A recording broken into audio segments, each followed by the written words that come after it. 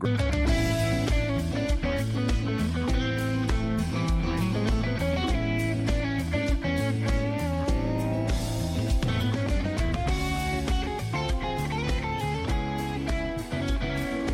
on Sirius XM Family Talk Channel 131. This is Hope for the Caregiver. This is the nation's #1 show for the family caregiver, for those who are putting themselves between a vulnerable loved one and even worse disaster.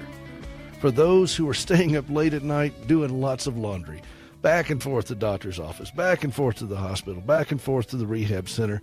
This is the show for you. There are more than 65 million Americans out there right now who are doing this, who are taking care of an aging parent, a special needs child, a loved one who's had a traumatic accident, who has dealt with some type of debilitating injury or illness, or maybe it's just somebody who has a mental illness. Maybe you're involved in a relationship with somebody who's an alcoholic. You know, that's a chronic impairment. And where you have a chronic impairment, there's a caregiver. Maybe they have an opioid addiction. Maybe you got a child that has some type of affliction like cerebral palsy or things like that. Or maybe there's mental illness. Whatever the affliction, there's a chronic impairment, there is a caregiver. And we are glad to have you with us. I am Peter Rosenberger, and I am your host. 877-655-6755. 877-655-6755 if you want to be a part of the show. And this is the nation's largest show for it. And, we are so thrilled about this show because caregivers haven't had a voice. Heck, most people don't even see the caregiver. They ask how the patient is doing, how the loved one is doing, but do they ask about how you are doing? And there are, 39,480 hours of programming each week on Sirius XM. This is the hour for you as a family caregiver, and we are just thrilled to have you with us. We would also like to introduce my partner in crime here. He has been with me for 6 long years. He said it feels like more than twice that long. He is the Baron of the board, the Sultan of sound, the Earl of engineering, the man who put the word care into Care Package from Home. He is John Butler, the Count of Mighty Disco, everyone.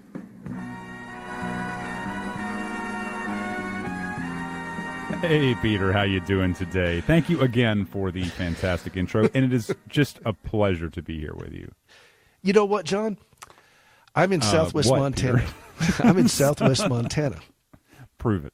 We had snow. We had snow last night. A couple inches of snow, and we got more coming.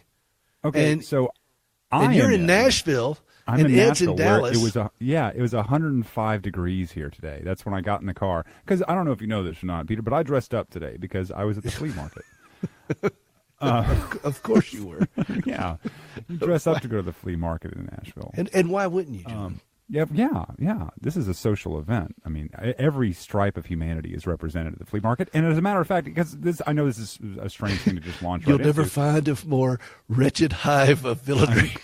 You will never find a more beautiful and diverse cross-section of humanity. It's like the Mos Eisley what's the tip there in Nashville? It was 105 degrees out here today, and it's not now. It's cooled off since the sun has started to go down. But it was like I got out of the flea market, where, by the way, I told a lot of people about this show. And in your intro, you talked about all of these potential things where someone ends up with or being a caregiver. And I talked about this show at the flea market, which, again, the broadest spectrum of humanity that I think you can encounter. And everybody had, not everybody, of course, but, most of the people I talked to had some story that was related to, we're taking care of my mom-in-law or whatever. And just started. There's always a story. Yeah, exactly. And you know what I'm going to do, John? I'm going to get a bumper sticker that says, I talked about this show at the flea market. That's fantastic. That actually is, that's good. I talked about that. But there is always a story. We need to get some Standing with Hope merch, by the way. All right? We probably do. Yes. I think we want John Butler merchandise. That's what we want. Oh, there you go. I'll hop on the design. I'll put on my designer hat. I listened to the radio for an hour, and all I got was a John Butler T-shirt. Hey, that's a limited edition. Thank you. But I think that you've hit on something. There's always a connection to a caregiver. Somebody is always going to, it respects no social, economic, racial, religious, anything. It is an equal opportunity situation for families to go through. This is why we do the show, and we are committed to helping point the family caregiver to safety. And, we have a lot of fun on this show. It's not what people think, because people immediately always think of nursing homes. And I'm thinking, no, I've been a caregiver since I was 22. This is not a nursing home issue with me. I deal with a wife who had a traumatic injury back in 1983, a car wreck when she was 17 years old, didn't even know her. 20 surgeries later, I met her, and we fell in love, got married, and just an amazing girl. Go out and take a look at her on our website at hopeforthecaregiver.com. But the surgeries kept mounting. Both of her legs end up having to be amputated. We're at 80 surgeries that I can count, 100 doctors that I can count, 7 different insurance companies, and 12 different hospitals. And it doesn't show any signs of slowing down. And so what does it look like to help somebody like me keep my head in the game? And when I started doing the show, when I wrote my book and all these things I do, I said, okay, what's the issue for the family caregiver? Is it just, get a good night's rest, take care of yourself, all the platitudes that I've heard over not my that entire these are life. Bad, all right? They're not, but it's like, you should eat right. You should get enough sleep, okay? You might as well just tell me to stop and smell the roses. It has just as much specificity. And so what we wanted to do with this show was to create an environment where we could get very specific with fellow caregivers. Here's what safety looks like. Here's where help is. And here's how you can catch your breath. Here's how you can take a knee. Here's how you can kind of get your head reoriented and then shift around this incredible load that you're carrying on your shoulders. And this is what it looks like. And if this is a part of your life, if this is where you are, maybe you've got an aging parent right now and you just, it's Sunday afternoon, you just left an assisted living, or maybe you've got a family member that you're just going to on the way to the emergency room, or maybe you're in the parking lot of a hospital having a meltdown. Been there, done that. This is your time, and you're welcome to call 877-655-6755, 877-655-6755, and we'd love to hear from you. John, we're going to get right to our caregiver tip of the day. Way to go, Ed. Oh, by the way, Ed is producing this show in Dallas at the Salem Radio Studios there in Dallas. Ed, what's the temp there in Dallas, by the way? Just asking. 95. It's hot. How hot is it? I feel kind of bad, man. You guys are like sweltering, and this morning we're going to put on gloves and coats and everything else. Oh, this is fantastic. This is, this is. You like this kind of stuff, don't you? I do. I live for the sun and everything. And I don't get I like winter because I like building a fire and I like doing the whole thing. Don't get me wrong. It's fantastic. But summer is on the way out here. I've only got a couple of more days where it's going to be real nice and pretty, and it'll come crashing down and just be. Well, by the way, we were talking about today's caregiver tip, but our caregiver tip of the day, just before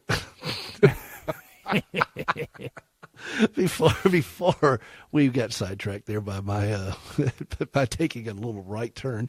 Yeah, talking about the weather. We're going to go through a list of landmines that caregivers hit. It's part of it's from my book, 7 Caregiver Landmines and How You Can Avoid Them. It's just a little tiny pocket book that I wrote for fellow caregivers. So stick it with you in your pocket, your purse, whatever. Keep it with you. Read it over and over again because it helps us stay out of the weeds. And the first one is, as our caregiver tip of the day, is to see to your own health care needs. Now, that is absolutely paramount for us as caregivers. And what's happened is, and here are the alarming facts, 72% of caregivers are not seeing their own doctor regularly. So You'll hear this a lot when I take calls and so forth, and I hear caregivers that are distressed. One of the things I'm going to ask on a regular basis is, when's the last time you talked to your doctor? When's the last time you saw your doctor? When's the last time you went to your doctor? We caregivers go to a lot of doctors. Like I said with Gracie, I've had, she's been treated by over 100. I see a lot of doctors with her, but do I see a lot of doctors for me? And now there are over 65 million caregivers, and yet 72% are not seeing their own doctor. John, what is that number? I was told there would be no math on this test. Thank you very much. What was it? It was 65 million and 42%. I mean, I'm sorry, 72%. Oh, I just gave you the answer. 72% do not see their own doctor regularly. So I'm guessing it's 42 million. Well, it's more than 40. Yeah. It's more than 40. We would accept 42 million plus. But you think the survey from Family Feud will survey says, and you think about it's approximately what, 44 million, John? You got your math right there? I'm getting my calculator out real quick. What was it? 65 million. All this head, so little brain. Yeah, it was 4.6 million or 46 million. Sorry. 46 million people in this country right now. 800,000, so like 47. All right, so 46.8. This is rather sad. Needless to say, math was not our subject, but it's it was for you, but that was a different kind of math. That was new math. But it was you think about 47 million people approximately in this country who are taking care of the sickest among us, and they're not seeing their own doctor regularly.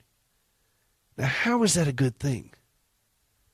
Who benefits from that? What's going on with that? What's the reluctance to do it? And I've heard this from myself and from other caregivers, is that, well, we're just going to get through this and then I'll such and such. But what really prompted this for me today is I was in the doctor's office the other day and I saw this lady in a wheelchair, and she was in bad shape, elderly lady, and she was in bad shape.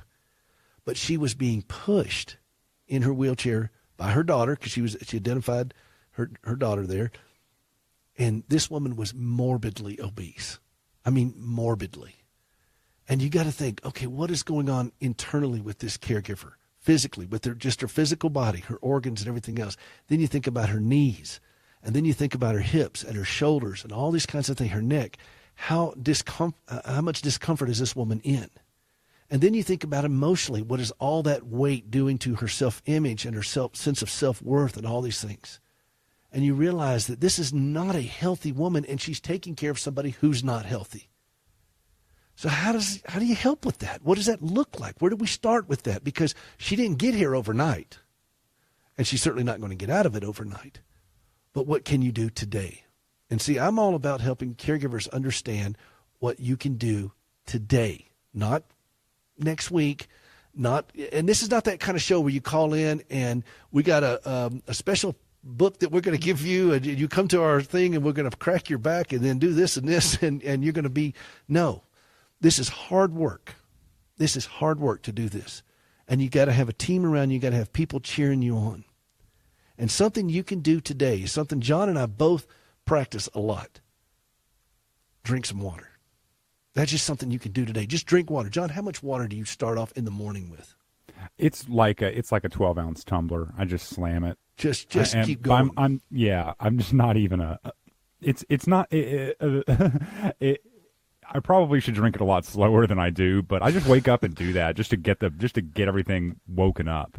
Because I know I'm going to have coffee right after that, and that's not really a hydrating thing. It's But what I'm trying to do is move people away as much as possible from sugar, because from sodas and stuff like that. It's terrible. If we could just substitute one glass of water for one soda, just little steps like that. Every time you're tempted to reach for a soda, even if it's a diet soda,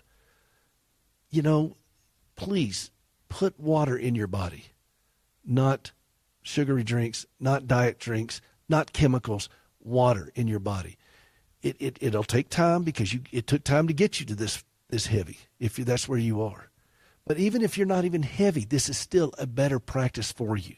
Yeah, it's required for every metabolic process in the body. Whenever half the time when I feel hungry, I'm not even really hungry. I'm just thirsty, and your body needs it for everything, and it's just good, and it tastes good. And you can and what fancy it up happens if you want to, Well, and what I found with caregivers is if you show me a heavy caregiver, and I'll show you somebody whose heart is heavy.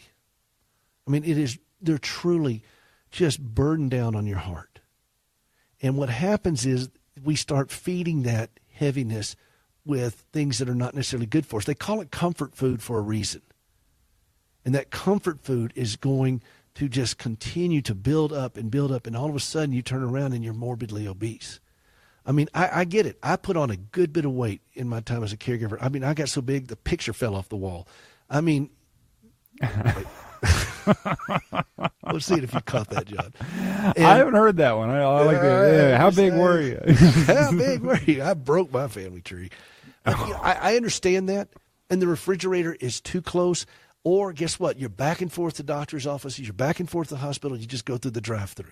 And this is not a character flaw, all right? No, this is a survival mechanism that we buy into because we are hurting so bad, and we want to stop hurting, and we don't want to get more tired. We don't want to get more stressed out, and somehow when we grab something like that, it just makes us feel better for the moment, and we live with so many things that make us feel bad that we desperately want to feel better. But I'm asking you, one caregiver to another, would you trust me on this and put down one sugary drink and grab some water? Put down one Snickers bar or one piece of pie or one this and grab something a little bit healthier. And all that's going to do is build a habit.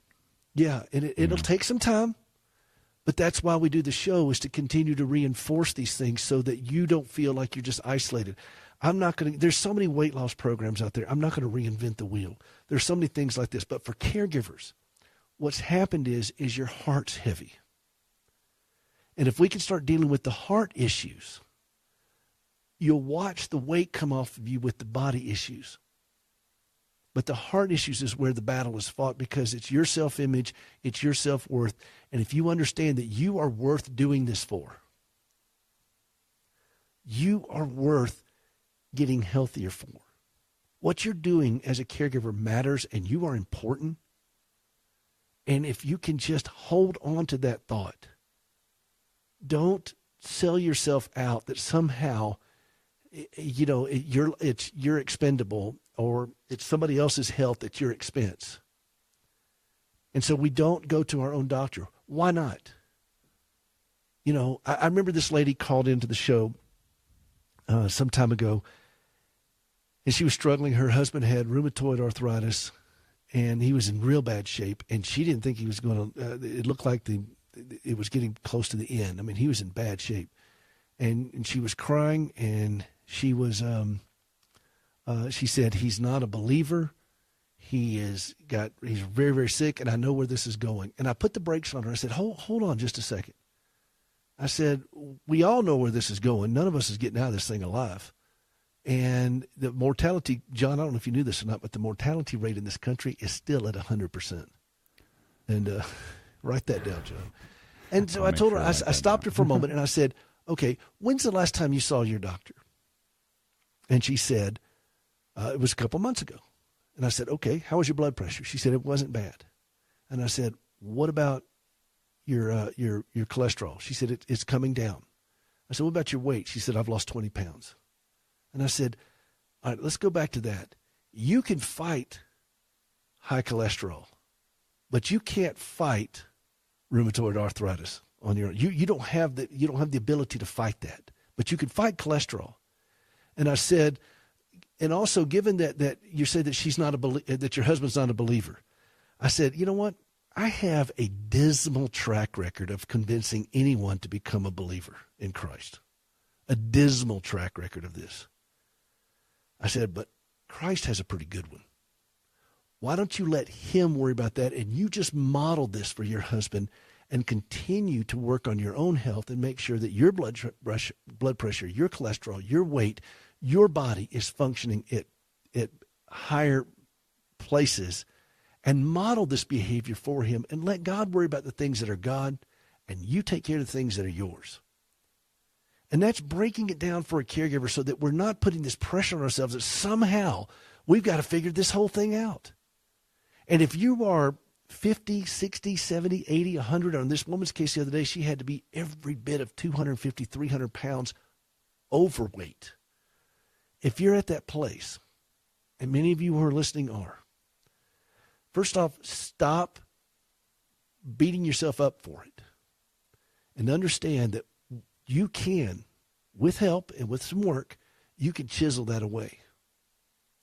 Not so that you can be thin and beautiful and all those kinds of things. That's fine, but so that you can be healthy. See, the goal is not to be aesthetically pleasing. The goal is to be healthy. Healthy caregivers make better caregivers. It's just that simple. And the demands on you are real. And in the next segment, after we come back from the break, we're going to talk about going to your doctor. What are some things you want to deal with going to your doctor and so forth, specifically for you as a caregiver to help you with that. But right now, I just want to see, can you do one lifestyle change? Just one. Just one thing. You don't have to do anything. Don't go join a gym or anything like that right now. That's not what I'm advocating. I mean, if you want to, you can, but that's not what I'm advocating. What I'm advocating is one small lifestyle change. If you've got some type of sugary drink in your hand right now, put it aside and grab some water. Something that simple. Peter, you say, Peter, well, that's just too, that's, you know, that's, no, anybody can do that. Anybody can, and you know how much that cost you? That's just one little thing. That's not going to make a big difference. It's just one little thing. It's just one little thing. So just do it. You know. Well, and tell them how much it's going to cost, John. It'll cost you more to not do it. Exactly. So if you just spent what's a can of soda cost, John? Oh, at least $1 these days. I don't even know. I haven't bought soda in years. And what does a glass of water cost? Well, it comes complimentary with your meal, sir. So all I'm asking you to do, one little thing. If you are going through the line at whatever you're checking out, the pharmacy, whatever, and you see a candy bar that you just, whatever, pass on it and grab something that's a little healthier. Yeah, it's one little thing a day, and it's just building the habit of being the kind of person that occasionally makes that kind of choice. And then you'll be amazed what happens. And another thing that helps too? Gum.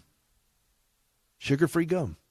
Oh, because it satisfies that urge to just put something in our mouth. And then when your mouth feels fresher because you've had sugar-free gum, you don't want to eat so much because your mouth feels fresher. Yeah. And like you said, we're not going to reinvent the wheel here, but this is just one little steps. Look, you've got to respect the amount of stress that you're under as a caregiver. You've got to respect what that does to you, what your decision points become, and you just want to feel better. And yeah, ice cream does make you feel better. Donuts. It makes you feel real good. It does. I mean Krispy Kreme they ought to name it kryptonite cream. I mean, it is. Look, why do you have to say the words now? I love it. Okay? I love it. But what is it doing to you as a caregiver? What are all those carbs doing to you as a caregiver? And I'm asking you, just don't go out and buy a new diet book or anything. Don't go hog wild on it. Just do one thing, something you can do today. You say, you know what? I'm going to do something healthy for me. So, well, Peter, you don't know what I just ate today. Well, okay, that's in the past. Let's do it. You don't have to do it again. I'm just asking you to take one small step. You see, the goal is not to feel better as caregivers, because we're not going to necessarily feel better about these things. We deal with heartache, but we can be better. We can be better, and we can do this together. All right? This is the nation's #1 show for the family caregiver. This is Hope for the Caregiver. Give us a call, 877-655-6755, 877-655-6755. This is Peter Rosenberger. We'll be right back.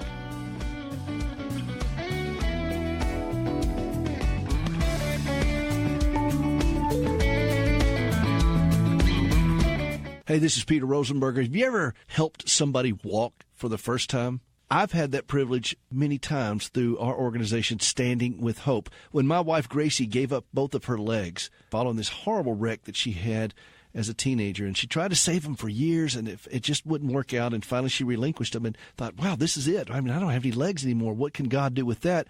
And then she had this vision for using prosthetic limbs as a means of sharing the gospel, to put legs on her fellow amputees, and that's what we've been doing now since 2005 with Standing with Hope. We work in the West African country of Ghana, and you can be a part of that through supplies, through supporting team members, through supporting the work that we're doing over there. You could designate a limb. There's all kinds of ways that you could be a part of giving the gift that keeps on walking at standingwithhope.com. Would you take a moment to go out to standingwithhope.com and see how you can give? They go walking and leaping and praising God. You can be a part of that at standingwithhope.com. As a caregiver, think about all the legal documents you need. Power of attorney, a will, living wills, and so many more. Then think about such things as disputes about medical bills. What if, instead of shelling out hefty fees for a few days of legal help, you paid a monthly membership and got a law firm for life? Well, we're taking legal representation and making some revisions in the form of accessible, affordable, full-service coverage. Finally, you can live life knowing you have a lawyer in your back pocket who, at the same time, isn't emptying it. It's called Legal Shield, and it's practical, affordable, and a must for family caregivers. Visit caregiverlegal.com. That's caregiverlegal.com. Isn't it about time someone started advocating for you? Caregiverlegal.com, an independent associate. Have you ever struggled to trust God when lousy things happen to you? I'm Gracie Rosenberger, and in 1983, I experienced a horrific car accident leading to 80 surgeries and both legs amputated. I questioned why God allowed something so brutal to happen to me, but over time, my questions changed, and I discovered courage to trust God. That understanding, along with an appreciation for quality prosthetic limbs, led me to establish Standing with Hope. For more than a dozen years, we've been working with the government of Ghana and West Africa, equipping and training local workers to build and maintain quality prosthetic limbs for their own people. On a regular basis, we purchase and ship equipment and supplies, and with the help of inmates in a Tennessee prison, we also recycle parts from donated limbs. All of this is to point others to Christ, the source of my hope and strength. Please visit standingwithhope.com to learn more and participate in lifting others up. That's standingwithhope.com. I'm Gracie, and I am Standing with Hope. How do you feel? Is your body sluggish? How about your mind? What about sleeping? Is that difficult for you? When you had your last physical, what did you learn about your health? Should you lose weight? If you're like so many caregivers, those are hard questions. You didn't get here overnight, and you won't change it overnight. But there are steps you can take starting today. Find more information at ahealthierlifeforyou.com. That's ahealthierlifeforyou.com.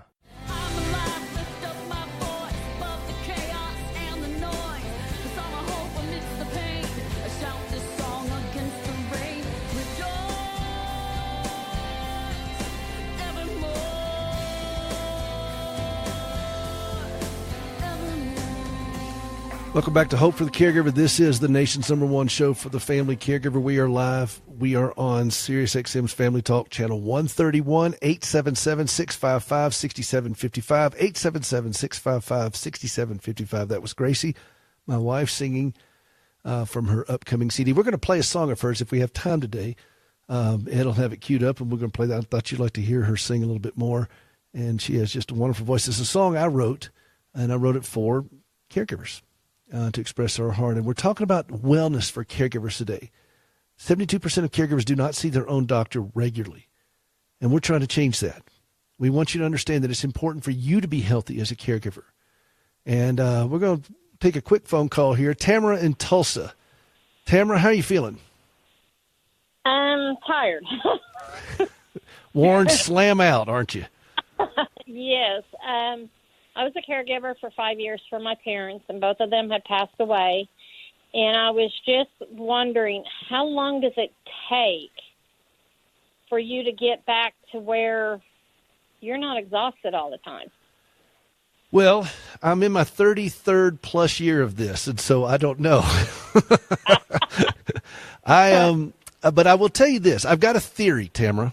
I've got a theory. Okay. And maybe you can help me test this theory out.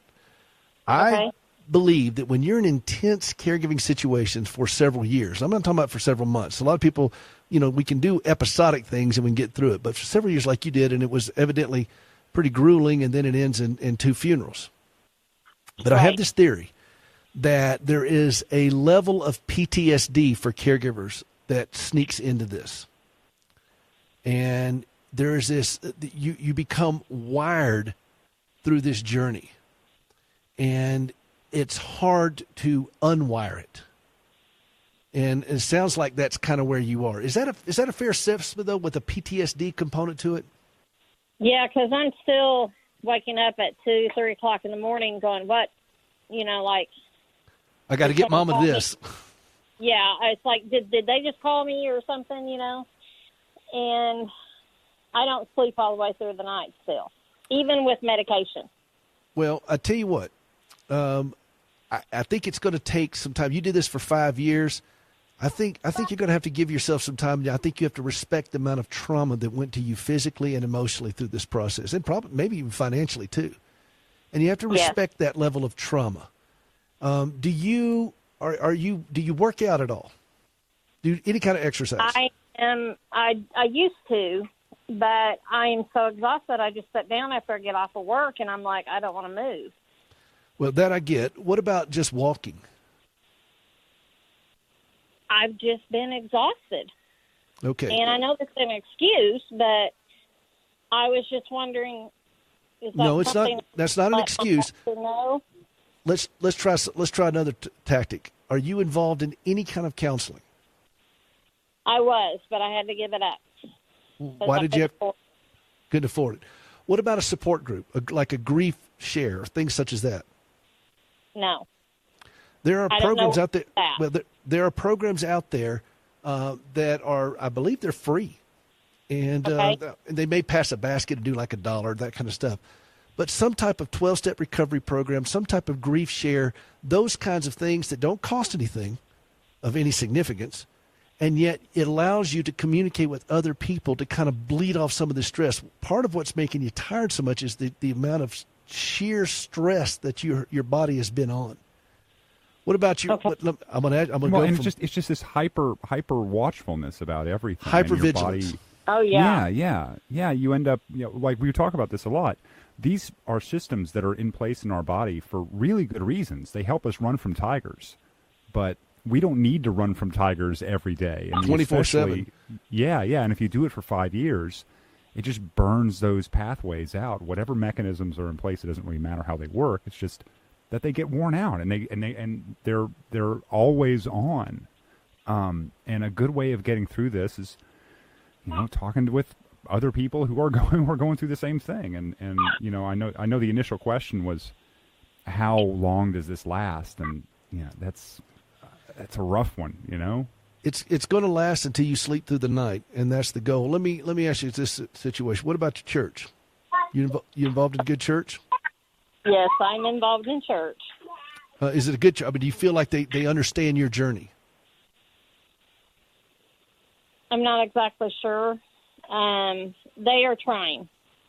That I do know. They are trying. They're trying to get me more involved into helping out in the church and doing that, and I really appreciate that because they're trying to keep me busy. Well, keeping you busy may not be the best thing. Maybe keeping you still might be a bit of better stretch. Let me ask you two very personal questions. One of them is, how's your weight? I did gain weight, yes. Well, and most of us as caregivers do. Are you seeing that starting to move off of you? No. Okay. If you can, maybe like we talked about earlier in the show, just make one simple thing. Do you drink a lot of sodas or sweet drinks or things such as that? I have been in the past month or so. I decided to. It's okay. Let him holler out. It's okay. I decided to go back to kind of like a school program. I went and got my agent license, and I'm now going to be licensed to be an insurance agent because I had to do something to get back on my career path. Oh, I agree. That's good stuff. Yeah. Do you drink sugary drinks after, say, 8 o'clock? At night? Yes. Oh, yeah, I drink coffee from morning till night. Can you maybe back off, not eliminate, just can you find ways that you can back it off an hour, 2 hours, that kind of stuff, so that by the time you lay down at night, you're not just so amped up from caffeine and sugar that you have to get through the night and deal with that? I can try that. Now, look, that if you do just that alone, and it doesn't cost anything, Tamara. And just like it may even start like 2 or 3 nights a week trying it. It doesn't even have just to see if it works. Yeah. But now you may get a little bit of a headache when you start backing off sugar and caffeine. Okay. Yeah, I get migraines. Yeah. Well, replace when you start feeling that coming on, go for the water. Okay. And flush some of these toxins out of your body. Look, I'm not a dietitian. Right. I'm a piano player who happens to be a caregiver for a long time, but I can tell you that if you're drinking caffeine and sugar anytime pretty much after 6, 7, or 8 o'clock at night, you're not going to stay asleep at night, no matter what kind of medication you take. Okay? You're going to stay amped up. And when you lay down at night, your brain's firing. You got chemicals in your body that are pushing you. So I'm asking you to maybe just back some of those things off and see if it works. See if it gives you some relief. And start, instead of trying to keep busy, how about being still? And just learning to be still. And when you sit still for a little bit, does your mind just kind of race and you think of all the things you should have, would have, could have done? Yes. Okay. I think this is going to be a better place for you if you just learn to be still and recognize that you did everything you knew to do with the information you had. And you did the best you could, Tamara. Okay. All right? You know what? You volunteered to do it. Did you get paid to do all this stuff as a caregiver? No. Okay, then. So you stepped up and you volunteered. You honored your mother and father to the best of your abilities. You made mistakes. We all do. I'm the crash test dummy of caregivers, Tamara. I have forgotten more mistakes than you will ever make because, I've just, ask Gracie. I'll screw it up on so many levels. However, you did the best you could. You've got small children, evidently. It's my granddaughter tonight. Well, you've got family. You've got responsibilities outside of that. So maybe you could start off by saying, you know what? I really did do the best I could. And say, God, it wasn't perfect, but you didn't ask me to be perfect. You asked me to just step up, and I did. You asked me to honor my mother and father, and I did.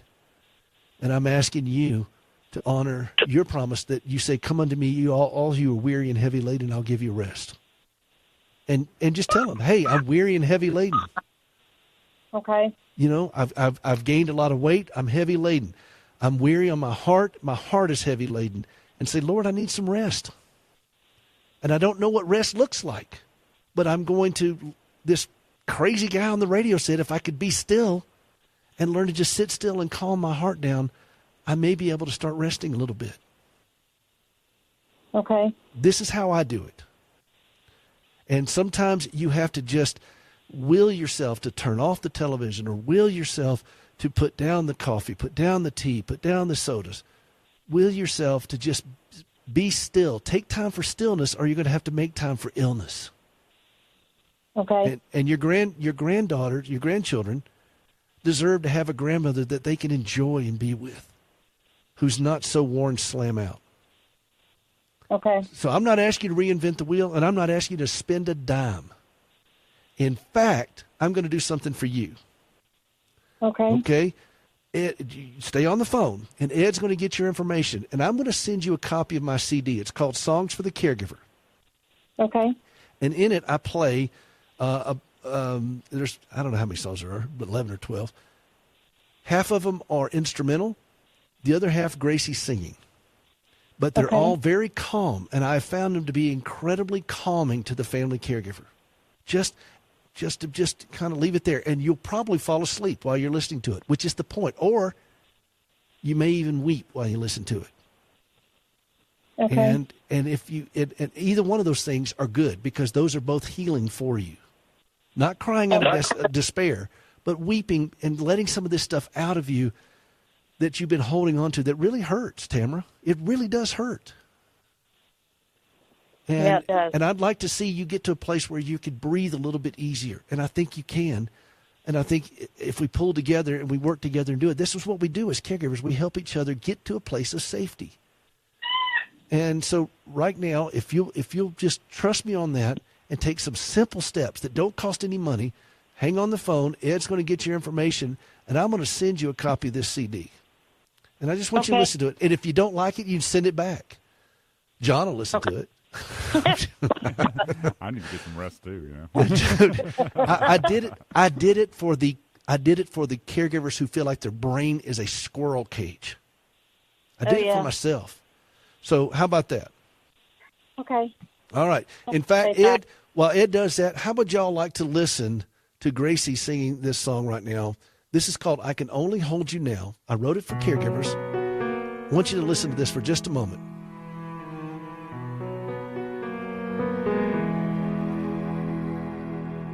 I know what this means. I'm not unaware. I understand the cost, what I pay to care. I see who you are. I see all you've been. I still love you now, like I did way back when.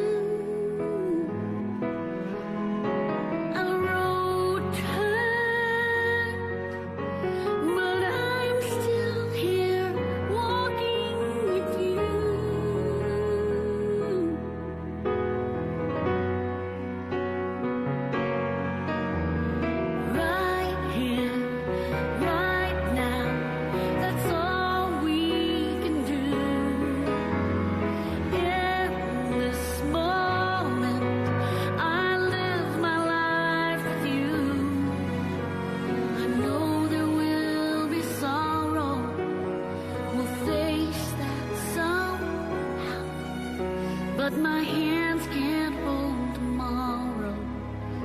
I can only hold you now.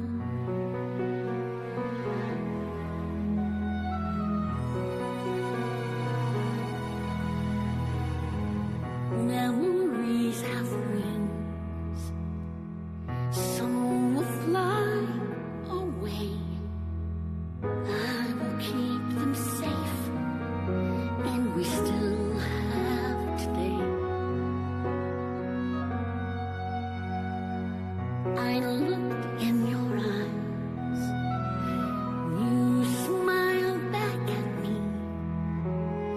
All I need to know, right there for me to see. Our road turned, but I'm still here walking with you.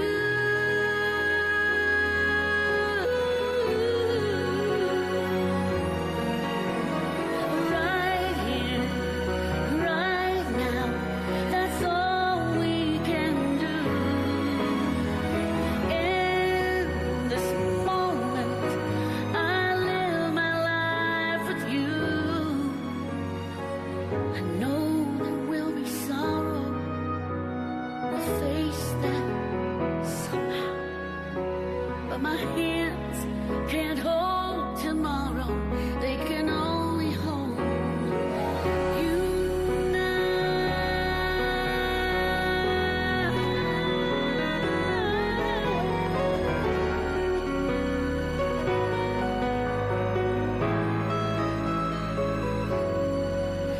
I know there will be sorrow. We'll face that somehow. But my hands can't hold tomorrow. I can only hold you now.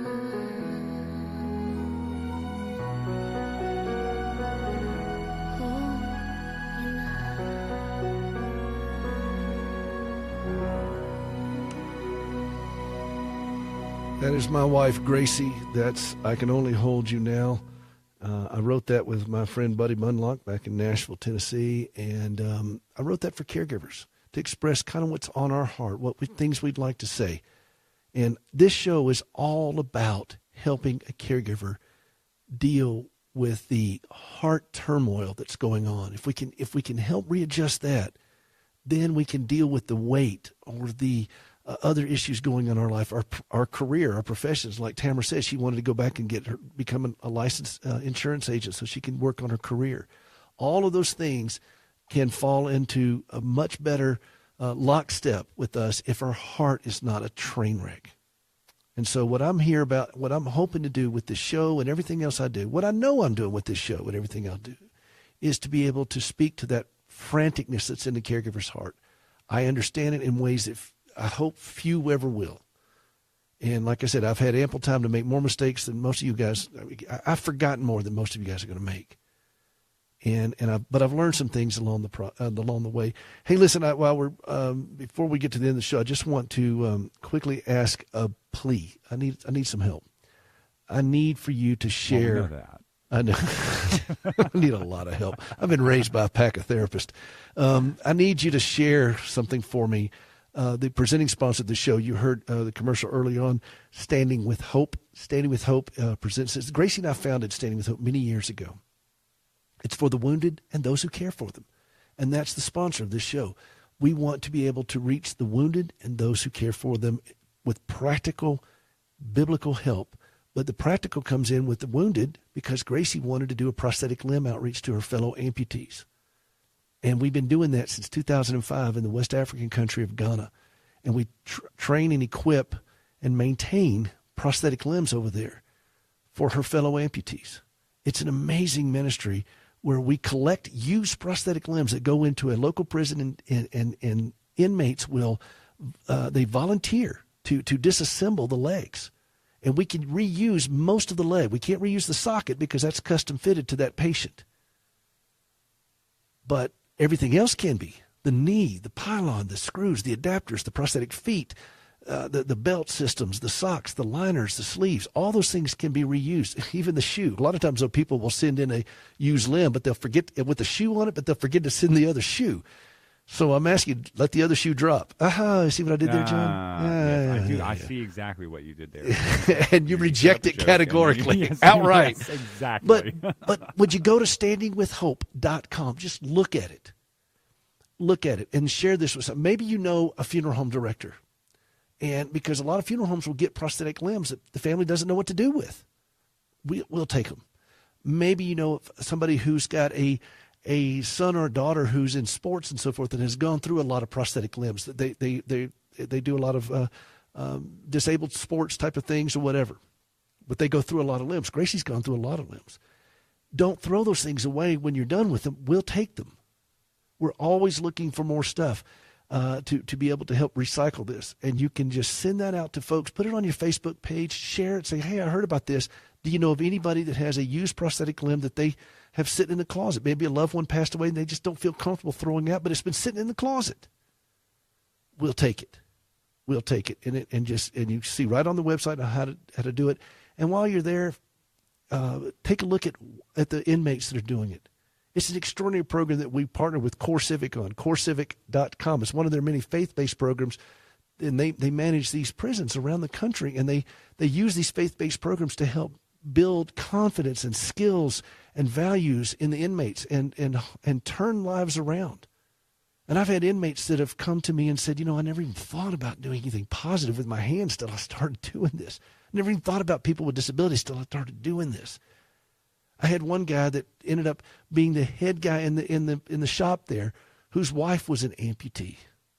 And when he heard about the program, and he'd gotten his life straightened up while he was in prison, he heard about the program and wanted to work in it. And then his wife had passed away, but he donated her leg to the program.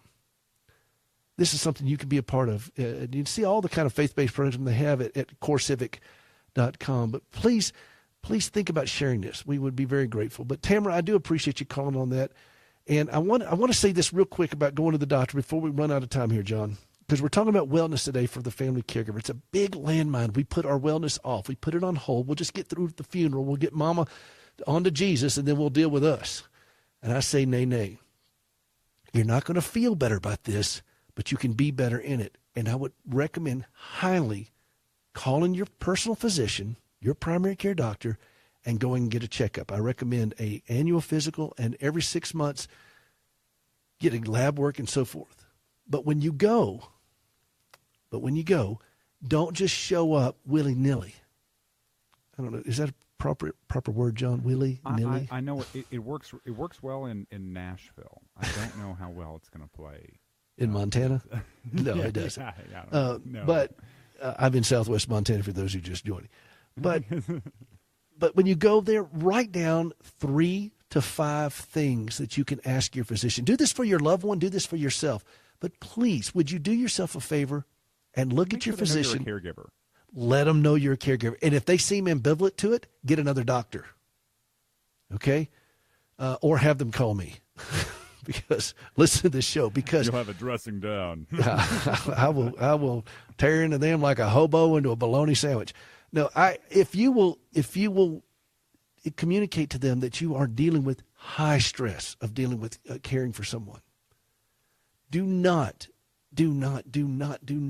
underestimate the level of stress that you're under as a caregiver. Please don't. Please respect it. Okay? Because it will really cripple you as an individual, emotionally, physically, financially, professionally, on every level. And what we're all about here is helping you stand a little straighter, breathe a little easier, walk a little steadier, so that you can bear this journey and it not crush you. And so even after Tamara, here she is, the funerals are already over. Both her mother and her father, they're gone, and she's still struggling with this. Do you see the impact this can have on an individual when you care for someone? She's waking up into the middle of the night thinking about getting some for her mother, or are they calling her, or whatever. We're going to help do what we can to help Tamara get to a place where she can settle down. My goal for her is for her to have a great night's sleep. Well, my goal for you is, pardon me? She called the show. She called the show. My goal for you is to have the same thing. Healthy caregivers make better caregivers. Let's help each other get to a place of safety. This is Hope for the Caregiver. I'm Peter Rosenberger, hopeforthecaregiver.com. If you want to hear the music that Gracie sang earlier, if you want to find out more about Standing with Hope, it's all out there at hopeforthecaregiver.com, plus the books and so forth. Take advantage of it. The podcast, by the way, John, we just had our 25,000th download on the podcast. Hey, right on. How about them apples? I like them apples. I got news for you psychos. We're getting better. Hey, this is Peter Rosenberger, hopeforthecaregiver.com. We'll see you next week.